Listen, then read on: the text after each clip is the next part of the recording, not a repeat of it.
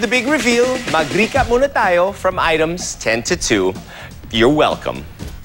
At number 10, Ellen Adarna. 9, Ia Villania. 8, Sam Pinto. 7, Bubbles Paraiso. 6, Solen Husaf.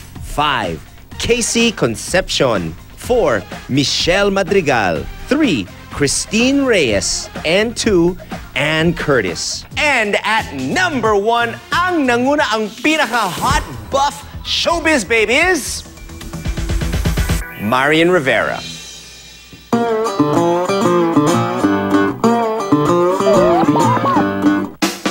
Last year, the long wait was over when primetime queen Marian Rivera finally appeared on the cover of FHM magazine.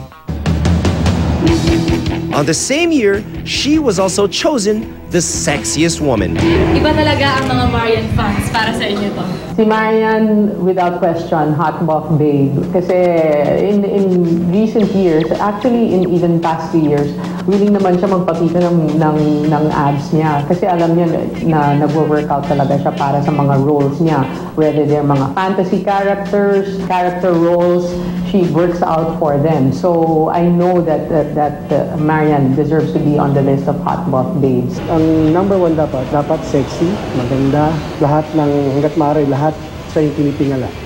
Kaya yun yung parang perfect na hot buff babe talaga para for visibility. Hindi siya mabigat tingnan, madali siyang ipapose, konting galaw lang siguro ng shoulders niya or taas ng arms or something. Yun na, huli mo na agad yung cover photo na hinahanap mo. First time for the cover. Hindi nga ganun ka-sexy yung suot niya. Hindi naman siya talaga nag-bikini. Pero yung dating pa din, kakaiba talaga. Yung wow talaga, may wow factor. What do you think is Marian's greatest asset that makes her a cut above the rest? Yung waistline niya. No? Balita ko nga, 19 lang daw yung waistline niya. Parang, totoo ba yun? Pwede ba yun? Apparently, pwede pala. Yung arms niya, ganda-ganda. Very soft, very slender. Yung shoulders niya.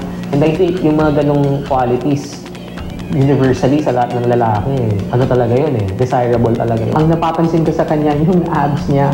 Talagang, lalo na pag naka-two-piece siya, ang unang titingnan mo talaga yung abs niya. Napaka-defined yung abs niya. Wow! Kilig!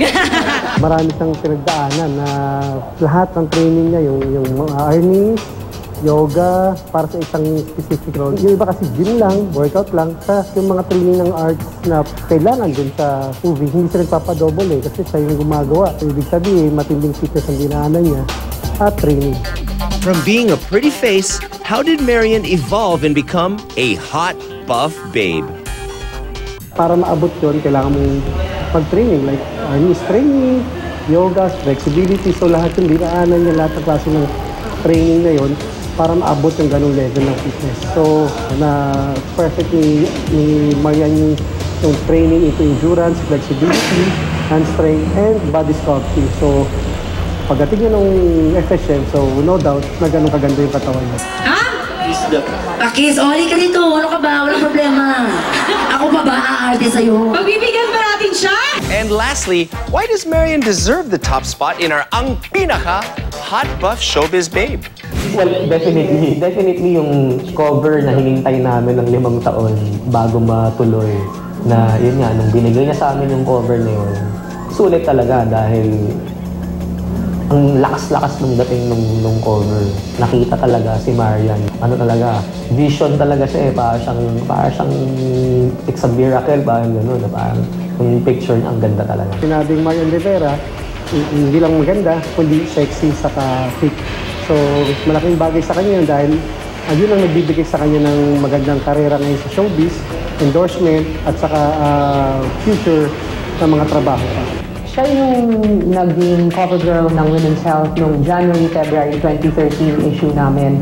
And already then, nung nag-shoot kami noong November 2012, few months before that, fit na siya. And pati sa press con, fit na rin. He has maintained yung level of fitness niya at yung pagka-buff niya.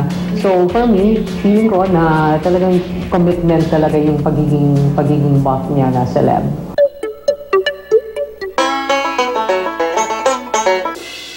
There you have it. What an absolutely amazing, awesome show. Our top 10 ang hot buff showbiz babes.